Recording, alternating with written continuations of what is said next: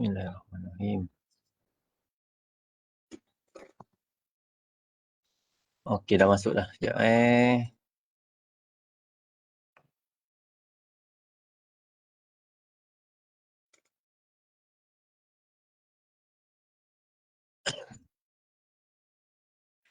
Okey, bismillahirrahmanirrahim. Assalamualaikum warahmatullahi taala wabarakatuh dan selamat pagi kepada semua yang menonton FB Live pada pagi ini. Terlebih dahulu saya wakil dari pihak penganjur Seksyen Pembangunan Bakat Bahagian Semua Manusia Jabatan Pendaftar UTM Johor Bahru ingin mengucapkan selamat datang ke Facebook Live UTM TTC bagi menonton program siri kuliah penyelidikan siri 12 yang bertajuk Pemantauan Projek Penyelidikan. Bagi memulakan sesi ceramah kita pada pagi ini, marilah kita sama-sama dahului dengan bacaan umul kita Al-Fatihah.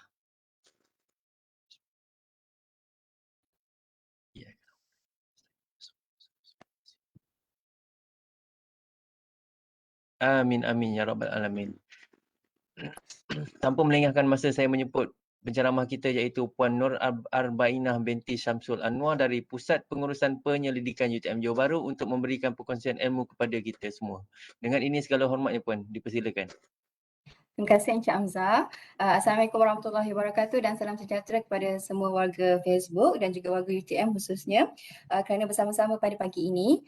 Pertama saya ingin mengucapkan terima kasih kepada UTM TTC kerana sudi menjemput saya bagi sesi perkongsian pada pagi ini. Dan saya Nur Arbainah binti Syamsul Anwar merupakan pegawai pendidik di Unit Pemantauan Pusat Pengurusan Pendidikan RMC UTM. So pada hari ini secara basic saya akan berkongsikan bagaimanakah pemantauan projek pendidikan dilakukan oleh unit pemantauan di RMC lah. So sebelum saya pergi lebih lanjut, slide saya tak gerak ke?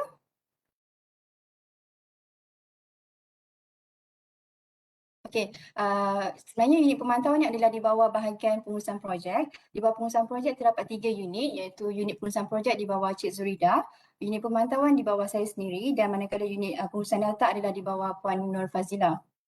So, sedikitlah latar belakang bagi unit pemantau RMC ini. Sebenarnya ia baru ditubuhkan pada akhir 2020 di mana sebenarnya unit pemantauan ini adalah di bawah unit pengurusan projek dan dia telah dipecahkan dari unit pengurusan projek apabila Puan Ilani ditukarkan dari unit jaringan industri RMC pada April 2020 dan saya ditukarkan dari pejabat Research Alliance iaitu di bawah Health Awareness Research Alliance pada November 2020. Dan inilah adalah orang-orang kanan saya lah, Puan Ilani dan juga Puan Siti Masyika. So, apakah kerja ataupun skop yang kami jalankan di unit pemantauan bagi pemantauan projek-projek pendidikan? So, yang pertamanya adalah memastikan ketua projek menghantar laporan perkembangan dan juga laporan akhir projek. Yang kedua, kami perlu mengingatkan atau memberi reminder kepada penghantaran laporan-laporan tersebut serta memastikan perkembangan perbelanjaan dan output dicapai oleh ketua projek lah bagi setiap jenis grant yang telah ditawarkan.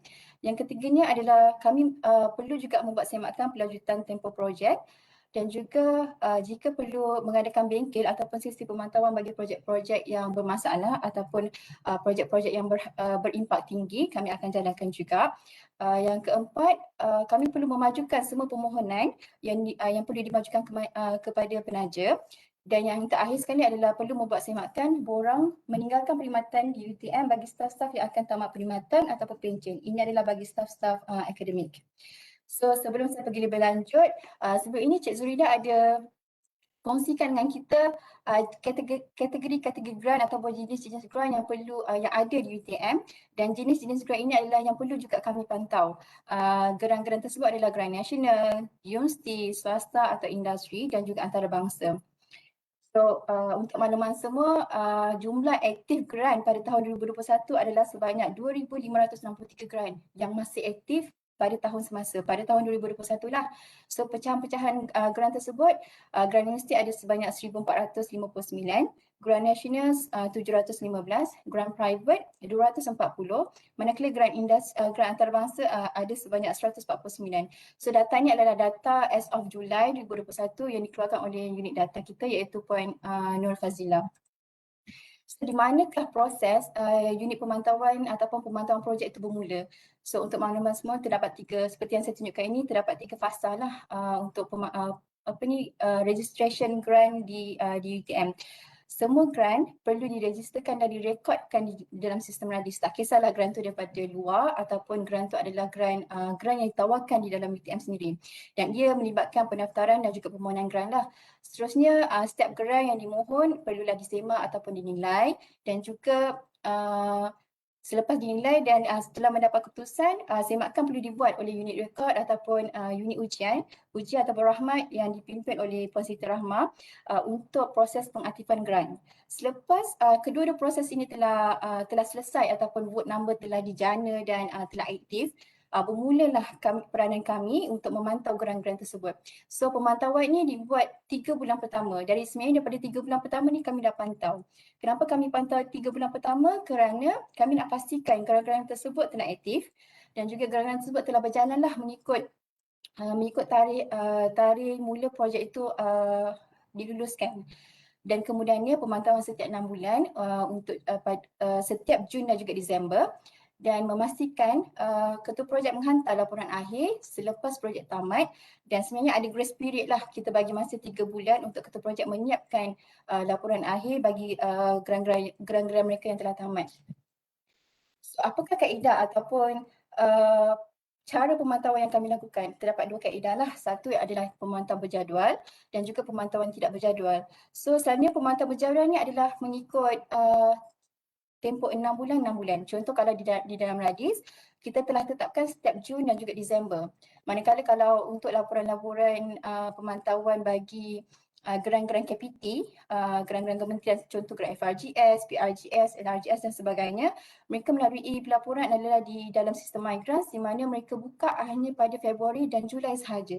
Untuk laporan yang perlu dihantar pada Februari adalah laporan yang daripada Jun hingga Disember pada tahun sebelum, manakala laporan yang perlu dihantar untuk bulan Julai ataupun Ogos adalah laporan daripada Januari hingga Jun pada tahun semasa. So sebenarnya bukan setakat dalam sistem, ada juga grant-grant yang tidak melalui sistem, contohnya grant MOSTI, grant PPRN, mereka masih menggunakan sistem manual lah. Maksudnya sekretariat akan bagi email reminder kepada kami untuk menghantar laporan-laporan mengikut kitaran yang telah ditetapkan. So kami perlu menyemak setiap satu laporan yang dihantar oleh ketua projek, dan kami perlu melaporkannya ataupun menghantar semula kepada penaja mengikut tarikh yang telah ditetapkan. Untuk pemantauan yang tidak berjadual, dia ada tiga section. Sama ada kami akan buat bengkel pemantauan daripada pihak untuk geran dalaman ataupun untuk geran luar pun ada bengkel pemantauan juga. Lawatan tapak ni selalu untuk bagi geran-geran yang berimpak tinggi, contoh geran-geran MyLab. Dan juga pelaporan semula oleh penaja ni selalunya mereka minta feedback. Apakah feedback yang perlu diberikan kepada penaja daripada ulasan atau maklumat panel-panel daripada bengkel pemantauan ataupun daripada sesi lawatan tapak tadi. So kriteria apa yang akan dipantau? Kami akan pantau perbelanjaan. So untuk perbelanjaan dia ada setiap kitaran ataupun setiap 6 bulan dia ada percentage yang perlu dicapai oleh ketua projek. Begitu juga dengan masun. Masun dia tak tengok percentage, tapi dia tengok adakah masun itu tercapai untuk fasa-fasa tertentu. 6 bulan adakah telah tercapai bagi apa yang telah ketua projek cadangkan masa permohonan asal grant tersebut. Dan juga output. Untuk output, setiap grant output dia adalah berbeza. So contoh untuk FRGS, output yang paling minimum yang perlu dicapai adalah 2 index paper dan juga 1 talent. Talent tu sama ada master ataupun PhD mengikut tahun yang telah ditetapkan lah. So di manakah kenyataan atau klausul yang memerlukan ketua projek ni untuk menghantar laporan akhir dan juga laporan perkembangan. So kalau ketua projek tengok di dalam sistem radis, so ada satu part di dalam radis tu iaitu part declaration. Ketua projek akan klik satu butang term and condition. Dekat sini ada 11 perkara yang ketua projek kena lihat semula. Apakah yang mereka telah janjikan untuk mengikut ataupun untuk mematuhilah apa yang telah ditetapkan. Sebagai perkara 3 dengan 4 di sini telah dinyatakan submit progress report every 6 months to RMC. So untuk di dalam sistem radis memang untuk Jun dan Disember kami telah tetapkan, sebab setiap geran yang diregisterkan atau yang dimohon di dalam radis adalah berbeza-beza tarikh yang telah ditetapkan. So kami fixkan untuk Jun dan Disember lah. Dan untuk perkara nombor 4 adalah submit the final report within 3 months after research project ends. Dan yang terakhir sekali, di sini ada satu klausa menyatakan yang I hereby understand that I can be subjected to disciplinary action if I breach any of above condition lah, terms and conditions. So diharap ketua projek boleh semak semula lah declaration part yang telah disubmit pada masa permohonan ataupun pendaftaran grant masing-masing. Bukan sahaja di Radis, sebenarnya dekat dalam garis panduan permohonan grant dan juga tabir urus setiap geran pendidikan yang telah dikeluarkan telah dinyatakan bilakah kitaran-kitaran pemantauan akan dilakukan. So ini adalah contoh bagi geran-geran projek KPT lah. So mereka dah nyatakan bilakah kitaran pemantauan yang pertama dan juga pemantauan yang kedua. Okey, bagaimanakah proses penghantaran laporan di sistem Radis? So untuk sistem Radis, ketua projek perlu menghantar laporan di Radis dan perlu melalui beberapa checking lah. Untuk checking yang pertama adalah semakan oleh verifier pertama. Siapakah verifier pertama? Verifier pertama adalah di kalangan Chair RA, Chair Research Alliance, TDPI Kalkuti ataupun ACRA School ataupun PIC PTJ. So apa yang mereka lihat di sini? Mereka perlu melihat adakah milestone telah dicapai untuk that particular milestone yang telah dicadangkan oleh ketua projek, dan juga mereka perlu melihat adakah output telah dicapai ataupun output yang dikeluarkan untuk particular projek ataupun jenis grant tu telah dicapai ataupun tidak. Setelah disemak, dia akan pergi kepada verifier kedua pula, iaitu di RMC. Ini adalah semakan oleh research manager lah ataupun ARM masing-masing. Mereka akan semak bahagian financial dan juga dokumen-dokumen yang telah dilampirkan oleh ketua projek. Dan seterusnya barulah pengesahan oleh RMC, iaitu Timbalan Pengarah RMC. Dan ini adalah paparan di dalam sistem Radis, di manakah progress report itu berada. So ketua projek boleh klik pada bahagian progress atau M report, dan kat sini kita akan lihat berapa banyakkah progress report yang perlu dihantar. Ini adalah contoh bagi projek setahun lah. Setahun ada dua progress report yang perlu dihantar, iaitu Jun dan Disember lah. Kalau untuk projek 2 tahun dia akan ada 4 progress report dan juga 1 final report yang perlu dihantar. So seterusnya perkara yang perlu dikemaskini untuk laporan perkembangan dan laporan akhir adalah milestone. Ketua projek perlu kemaskini sama ada milestone tersebut telah tercapai ataupun tidak. Perlu kemaskini juga output dari segi penerbitan. Kalau untuk talent adalah untuk lantikan. Untuk lantikan memang sistem akan tarik daripada modul appointment daripada dalam Radis lah. Jika ada permasalahan yang dihadapi, ketua projek perlu nyatakan di bahagian problems and constraint, kerana kalau ketua projek tidak letakkan di bahagian ini, so kami tak tahu apakah permasalahan yang ketua projek hadapi. Contoh permasalahan adalah mungkin student tak dapat nak sambung ataupun perbelanjaan kurang disebabkan oleh MCO. So segala permasalahan tu perlu dinyatakan untuk kami take note lah jika perbelanjaan tidak tercapai ataupun tiada lantikan JRA ataupun sebagainya. So kami tahu masalah yang dihadapi oleh penyidik ini. Bagi laporan akhir pula, projek profil perlu dilampirkan di bahagian attachment. So keperluan projek profil ni sangat penting kerana ia adalah bukti yang perlu dibuktikan kepada untuk Mahira lah sebenarnya, sebab ada satu section iaitu section C3 bahagian monitoring grant, di mana untuk menentukan salah satu projek tu telah tamat, Mahira memerlukan bukti projek profil bagi projek-projek yang telah tamat. So bukan sahaja projek profil, ini ketua projek juga perlu menghantarkan fail online claim lah. Saya rasa perkara ini telah dijelaskan dengan lebih detail oleh Puan Nur Wahidah pada sesi yang lepas. So untuk penyerahan fail online claim boleh rujuk kepada Puan Wahidah lah, dan dia pun telah berkongsikan cara bagaimana untuk menghantar dan seterusnya. Seterusnya adalah bagaimana untuk kita hantar laporan di sistem Migrants. Suka diingatkan di sini, laporan di Migrants ni dia tidak sama dengan di Radis, dan Migrants tidak tarik data apa yang kita telah isikan di dalam Radis. Sebab Migrants ni digunakan oleh Satu Malaysia, penyidik di Satu Malaysia, tapi Radis ni hanya UTM saja yang guna. So sistem mereka adalah tidak integrated. So bila tak integrate, ketua projek perlu mengisi semula ataupun mengupdate segala perbelanjaan yang telah dilakukan yang telah dijalankan. Maksudnya dekat Radis memang kita tahu perbelanjaan tu memang akan keep on updating lah. Setiap kali tuntutan dilakukan, dia akan update. Tetapi dalam Migrants dia tak tarik lah data tu. So bila dia tak tarik, kita kena update satu persatu. So bila dia tak update satu persatu tu, ketua projek kena tahu bagaimana untuk update. Di sini ramailah ketua projek yang meluahkan rasa macam kenapa perlu buat di dua tempat yang berbeza. Ini adalah disebabkan oleh KPT sendiri mengharapkan UTM untuk memantau secara dalaman lah. So kita perlu membuat pemantauan dalaman juga untuk geran-geran KPT ini selain untuk kita laporkan kepada mereka juga. So semakkan selalunya untuk laporan di sistem migrasi ni akan disemak oleh unit kami iaitu saya, Ilani dan juga Siti Masyita. Dan seterusnya baru akan disahkan oleh pengarah RMC dan baru laporan tersebut dihantar ke KPT. So untuk laporan di Migrants ni dia tidak buka sepanjang tahun. Seperti yang saya cakap tadi, dia ada fasa-fasa yang telah ditentukan. Untuk fasa Februari dia ada tarikh yang ditetapkan. Untuk fasa Julai dia ada tarikh yang ditetapkan. Seperti yang fasa yang sekarang ni untuk laporan migrant fasa yang kedua 2021, tarikh yang ditetapkan adalah yang telah kami keluarkan email sebelum ini adalah sehingga 8 Ogos. So ketua projek perlu menghantar pada 8 Ogos iaitu hari ini semalam lah. So alhamdulillah ramai yang telah menghantar. So ini adalah contoh ataupun contoh paparan lah laporan di dalam sistem migrants. So ketua projek perlu juga mengupdate seperti macam ada hadis, perlu update milestone, perlu update financial yang telah digunakan, perlu update talent ataupun output yang telah tercapai di dalam laporan perkembangan lah. Okay, seterusnya ini adalah contoh pemakluman tarikh pengisian laporan pemantauan di sistem migrant. So untuk fasa yang kedua ni kami telah bagi flow bila perlu submit laporan pemantauan. Ada implikasi kalau ataupun kesan jika kita tidak hantar laporan sama ada laporan perkembangan ataupun laporan akhir. So ada ya.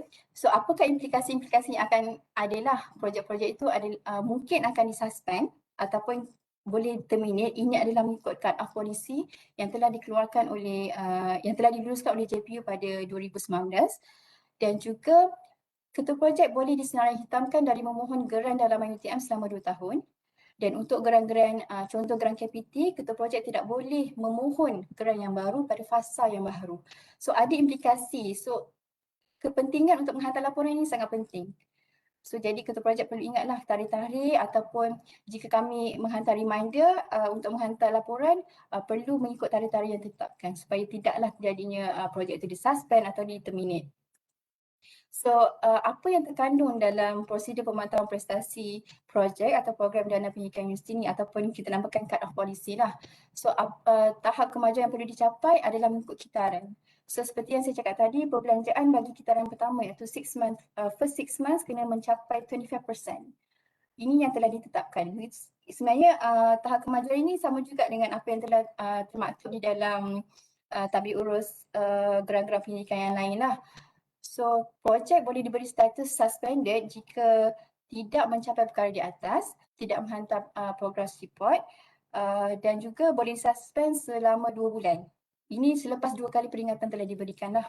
Dan jika tiada maklum balas ataupun tindakan dari ketua projek tersebut kita boleh terminate. So, jadi ketua projek perlu ambil maklum perkara-perkara seperti ini.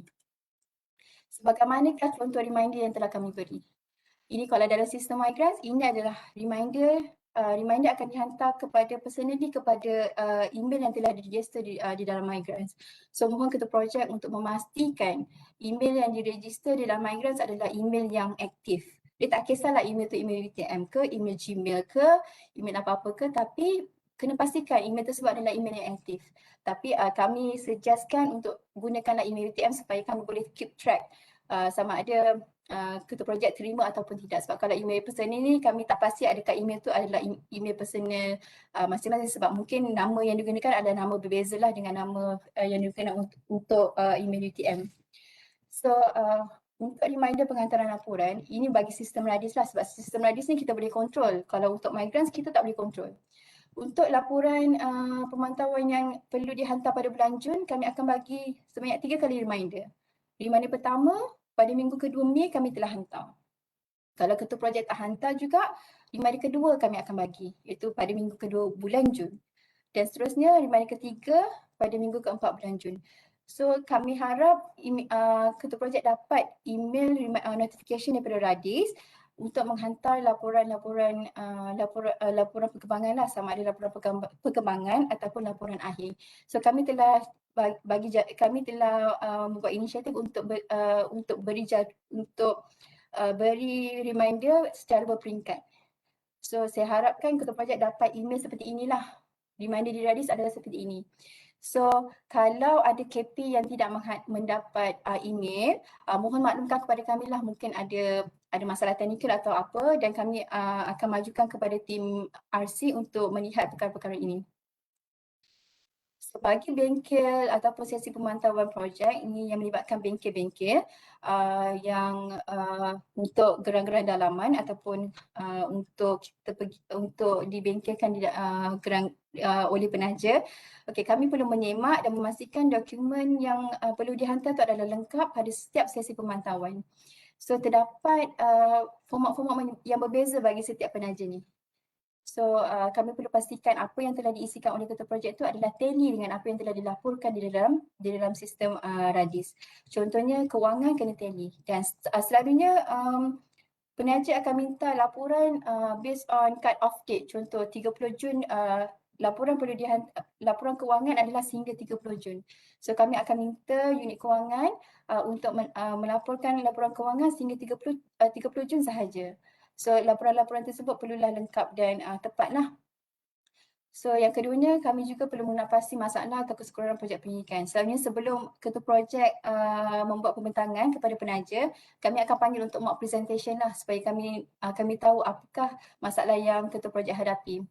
Dan yang ketiganya, kami perlu memastikan ketua projek maklum dan hadir ke sesi pembentangan. So untuk hadir kepada sesi pembentangan ni hanya ketua projek sahaja. So ketua projek tidak boleh mewakilkan ahli yang lain untuk hadir pada sesi pembentangan. Dan kami juga perlu hadir sama semasa sesi pembentangan. Yang akan hadir sama selalunya saya dan juga unit kewangan, iaitu Encik Mas Asri, ataupun Prof. Helina ataupun Puan Hartini akan hadir sama. Okay, bagi semakkan pelanjutan projek, untuk makluman semua, bagi tempoh pelanjutan tempoh bagi geran dalaman, ketua projek perlu memohon sebulan lebih awal. Kenapa perlu memohon sebulan lebih awal? Kerana di sini kami perlu menyemak adakah geran tersebut perlu dilanjutkan ataupun tidak perlu. Sebab untuk pelanjutan tempoh geran ni, kami perlu kawal juga kerana kami perlu pastikan 60% of geran yang akan tamat pada tahun semasa itu perlu dicapai kerana ia melibatkan keperluan MYRA. Dalam Seksyen 3 tu ada klausul pelanjutan projek lah. So kita perlu mencapai 60%. So, untuk yang MYRA ni saya rasa saya akan bagi kepada yang lebih pakar lah, iaitu Cik Amira pada hari Rabu ni. Beliau akan menyertakan apakah kriteria MYRA yang perlu dicapai lah. So yang akan membuat semakan adalah unit pemantauan dan juga research manager dan juga ARM akan buat semakan lah sama ada sesuatu projek itu boleh diberikan pelanjutan, dan sekiranya perlu untuk kami panggil untuk sesi pembentangan ataupun dibawa ke mesyuarat JKPGP, kami akan majukan. Selalunya yang akan pergi ke sesi pembentangan adalah projek-projek yang berkonsepkan program. So kerana kami percaya yang program ni ada lebih kurang 5 atau 4 projek di bawahnya. So bila ada 5 atau 4 projek di bawahnya, semua program dan projek-projek ini adalah interrelated, maksudnya dia berkait sesama sendiri. So kalau satu projek yang nak mohon pelanjutan, projek-projek lain pun perlu maklum lah, dan ketua program itself kena tahu projek-projek tersebut memerlukan pelanjutan. So yang kena ketua program perlu memastikan projek-projek di bawah beliau adalah projek-projek yang berjalan dengan seiring lah, supaya tarikh tamatnya adalah sama. Dan pemakluman akan diberikan selepas keputusan daripada panel ataupun daripada mesyuarat JKPGP. Dan ini adalah contoh paparan di sistem Radis lah, di mana ketua projek boleh mohon pelanjutan tempoh bagi geran dalaman. So ini adalah contoh panggilan pembentangan bagi pelanjutan bagi geran dalaman, dan ini adalah contoh untuk geran CRG. So kami akan buat pembentangan pada hari 11 Ogos nanti. So ada beberapa ketua projek yang telah dipanggil untuk membuat pembentangan bagi pelanjutan tempoh.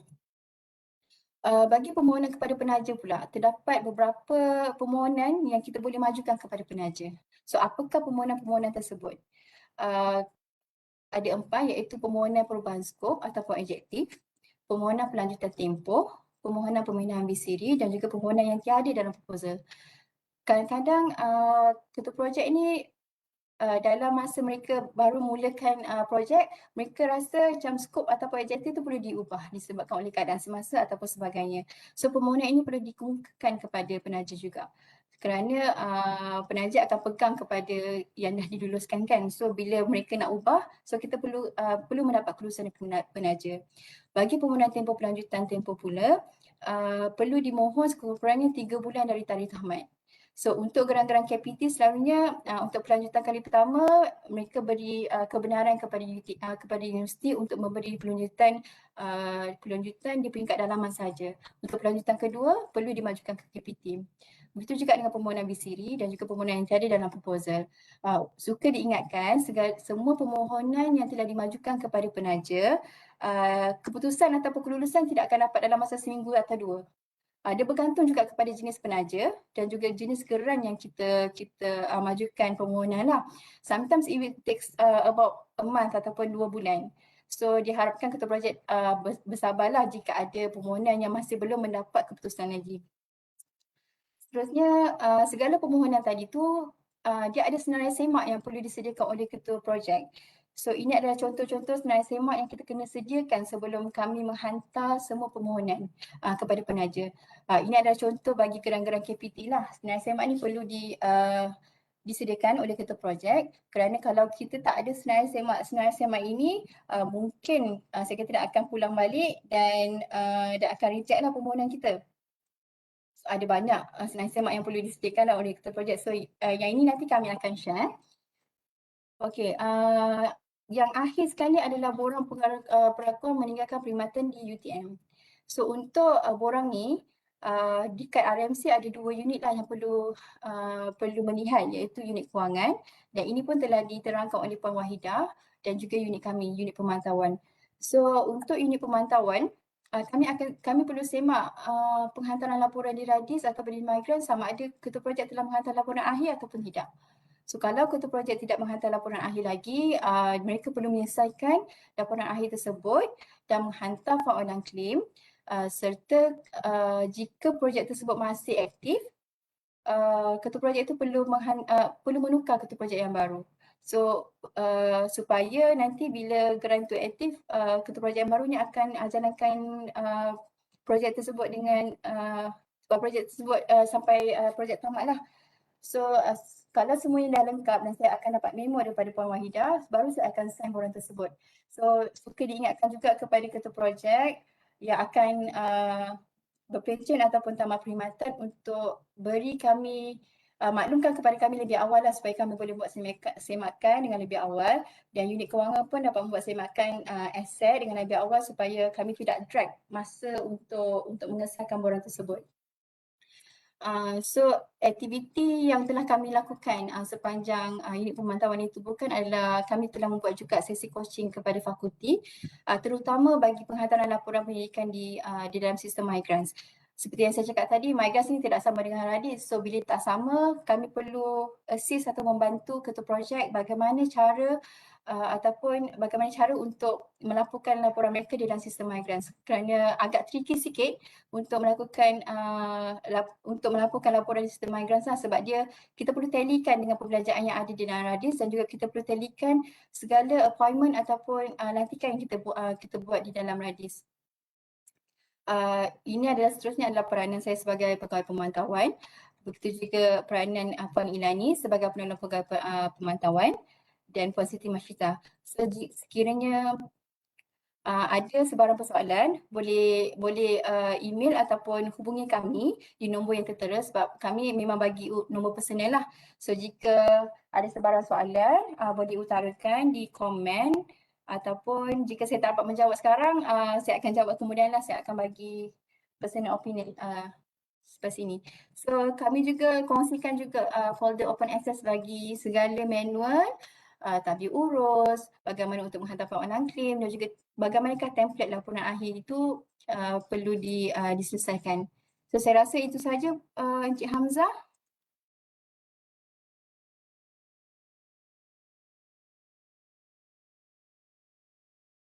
Okey Puan. Dah ke nak soal jawab ke?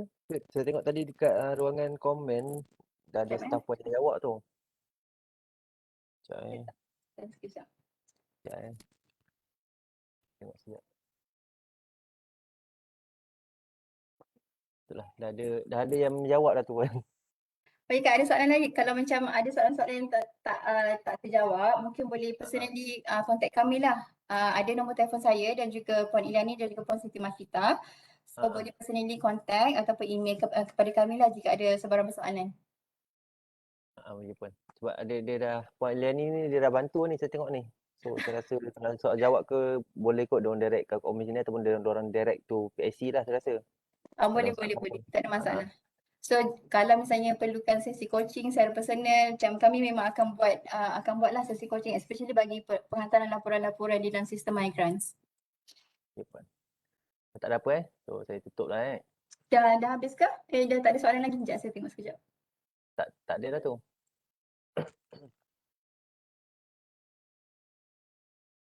Okay, alright. Macam tak ada. Okey Puan. Okey, syukur Alhamdulillah di atas perkongsian yang bermanfaat itu sebentar tadi.